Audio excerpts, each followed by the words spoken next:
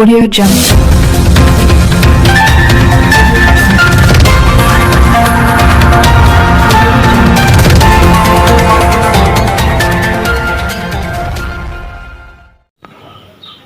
नमस्कार, मैं रानू गोस्वामी और आप देख रहे हैं स्टार न्यूज प्लस चैनल। आइए आगे बढ़ते हैं आज की मुख्य और अहम खबरों की ओर। जय गुरुदेव। समय के महापुरुष को लोग जल्दी पहचान नहीं पाते और जाने के बाद उन्हीं को भगवान परमात्मा कहकर मंदिर मठ बनाते हैं। पेड़ पत्थरों पर सर पटकते मुक्ति मोक्ष खोजते रहे तो धोखे में रह जाओगे, जीवन का समय निकल जाएगा। महापुरुषों की पहचान धार्मिक किताबों वेदों में सारी लिखी है, लेकिन लोग पढ़ समझ नहीं पाते। परमात्मा के भेजे हुए उन्हीं के तद्रूप इस समय के पूरे महापुरुष मुक्ति मोक्ष का रास्ता नामदान बताने के एकमात्र अधिकारी उज्जैन वाले पूज्य संत बाबा उमाकांत जी महाराज ने बताया कि महापुरुष जब रहते हैं तब उनको जल्दी लोग पहचान नहीं पाते। नजदीक जाते नहीं, नजदीक अगर जाए तो मालूम नहीं रहता कि कैसे पहचाना जाता है। अगर वह कुछ बताते हैं तो दुनिया से अलग की चीजें होती है। जल्दी विश्वास नहीं होता, जल्दी लोग करते नहीं हैं, इसलिए जल्दी नहीं पहचान पाते हैं। मठ मंदिर मूर्ति आदि एक जगह से दूसरी जगह आ जा नहीं सकती। कुछ कहो दिखाओ पूछो तो सुन देख बता नहीं सकती, तो मुक्ति मोक्ष कैसे दे सकती है। जन्मदिन का मतलब उम्र कम हो गई है। सुनिए गुरु महाराज जी के श्रीमुख से। पुरुष जब रहते हैं तब उनको जल्दी लोग पहचान नहीं पाते। आप ये समझो नजदीक जाते नहीं, और नजदीक अगर जाएं तो मालूम नहीं रहता है कि कैसे पहचाना जाता है।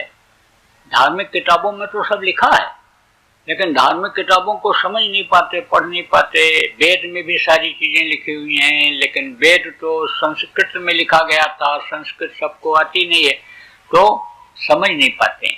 और अगर वो कुछ बताते हैं तो दुनिया से अलग की कुछ चीजें होती हैं, जल्दी विश्वास नहीं होता, जल्दी लोग करते नहीं हैं, इसलिए जल्दी नहीं पहचान पाते हैं।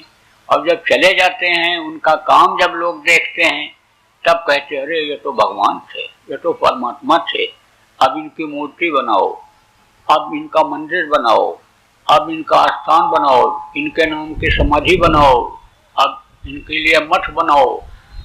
तो अब आप ये समझो कि मठ और मंदिर और ये मूर्ति जो एक जगह से दूसरी जगह आ जा नहीं सकते, कुछ कहो सुन नहीं सकते, कुछ करो देख नहीं सकते, कुछ पूछो बता नहीं सकते हैं, वो मुक्ति मोक्ष कैसे दे सकते हैं। आप इस बात को समझो कि बनाने वाले भी आदमी, स्थापित करने वाले भी आदमी और मान्यता देने वाले आदमी ही तो होते हैं। वो तो श्रद्धा जिसकी जैसी होती है, प्रेम जिसका जैसा होता है, खान पान चाल चलन आचार विचार जिसको कहते हैं, जिसका जैसा होता है, उसको वो ऐसा फल मिल जाता है। लेकिन को मुक्ति मोक्ष फोटो की पूजा करने से या पेड़ पौधे पत्थर पर मत्था पटकने से हो जाएगी, तो मुक्ति मोक्ष ऐसे नहीं हो सकती। धोखे में रह जाओगे और ये समय निकल जाएगा, बेकार चला जाएगा। आपको ये नहीं पता है कि दिन रात ये जो आ रहे हैं ये क्या कर रहे हैं, ये तो उम्र को आपके प्रेमियों खत्म कर दे रहे हैं।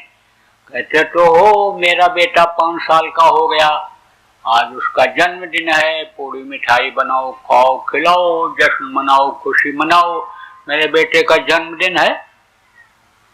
मेरा बेटा बढ़ रहा है कि घट रहा है? 5 साल उम्र उसकी खत्म हो गई, कट गई। तो आप प्रेमियों समझो कि फोटो जिनका है वो हमारे गुरु महाराज। फोटो क्यों लगाया जाता है?